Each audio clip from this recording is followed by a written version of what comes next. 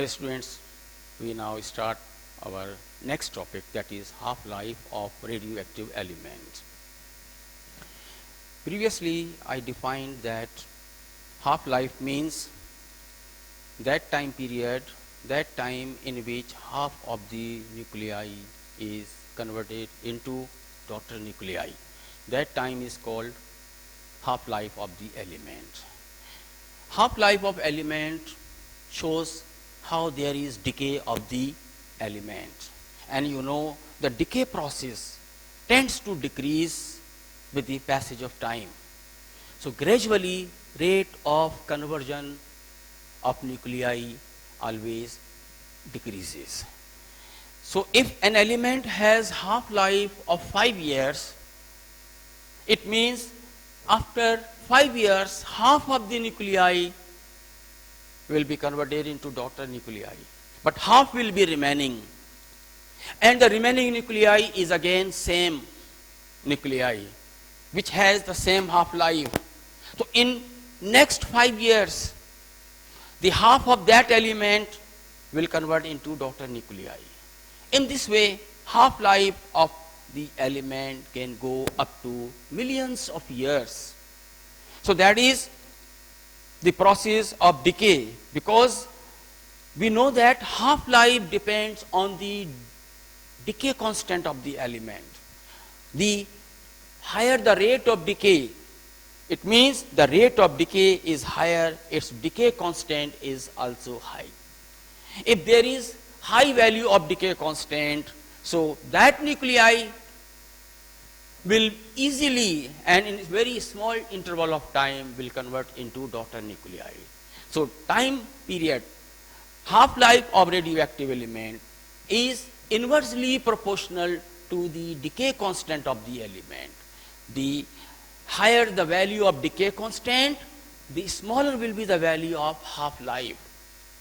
The smaller the value of decay constant, longer will be the half-life. So half-life of radioactive element is directly inversely proportional to decay constant. It is defined as the time period in which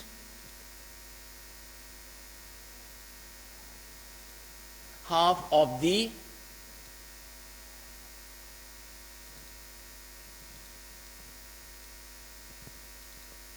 original nuclei is converted into daughter nuclei.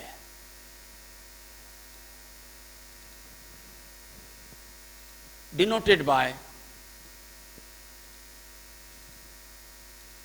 T half. The value of this half-life will be inversely proportional to the decay constant of the element. This half-life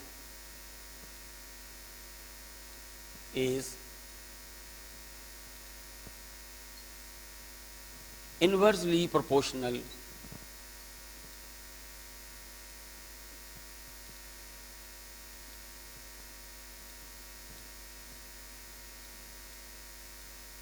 decay constant lambda.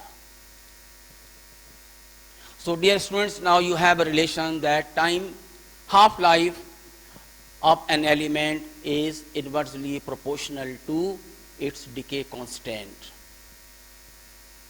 Again I repeat, the larger the value of decay constant, it means faster is the decay of the element.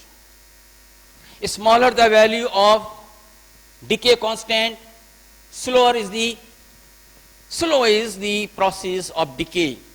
So we see that time for the slow process of decay, that time will increase.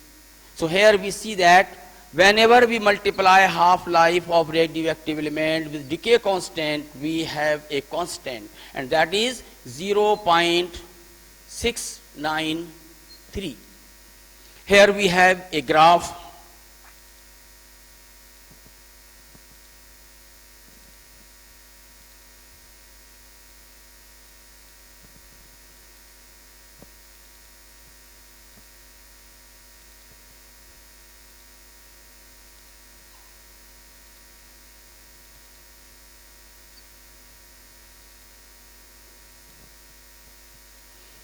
Now we consider n nuclei of radioactive element. We have taken n nuclei of radioactive element and its decay constant is suppose lambda. What happens when there is decay? We have initial nuclei and node. After the first half-life, half of this nuclei will go into daughter nuclei, that there will be half nuclei remaining, half nuclei will be there. And half-life, according to half-life, in this time period, in this half-life, half of the nuclei has been converted into daughter nuclei.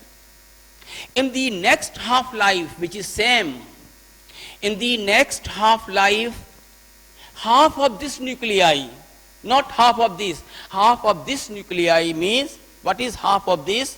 And not upon 4. So in next half-life, and not upon 4. This will be the decay in next half-life. And then in the next half, it tends to decrease. That means, because the process of decay is going very slow, so due to which half of the nuclei is converted into daughter nuclei in the first half-life, in the second half-life, half of this, in the second half-life, third half-life. So it means we have a smooth curve. So that smooth curve shows that there is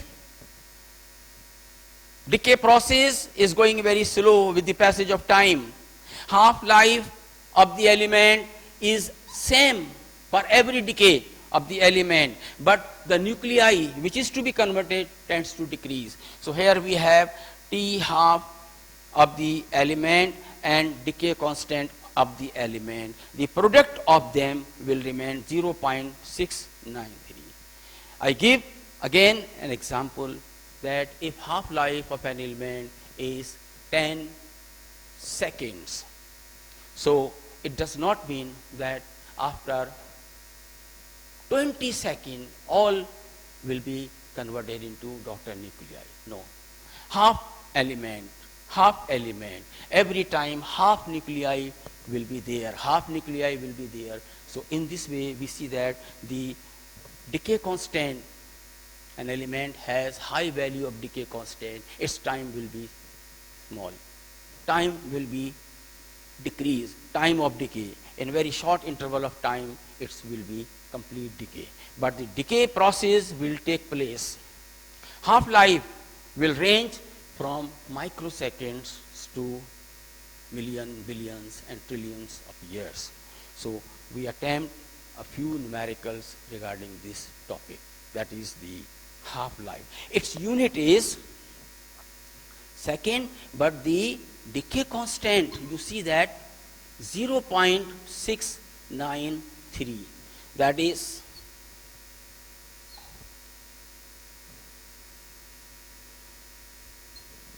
so again we find unit of decay constant to be per second. So students, we try to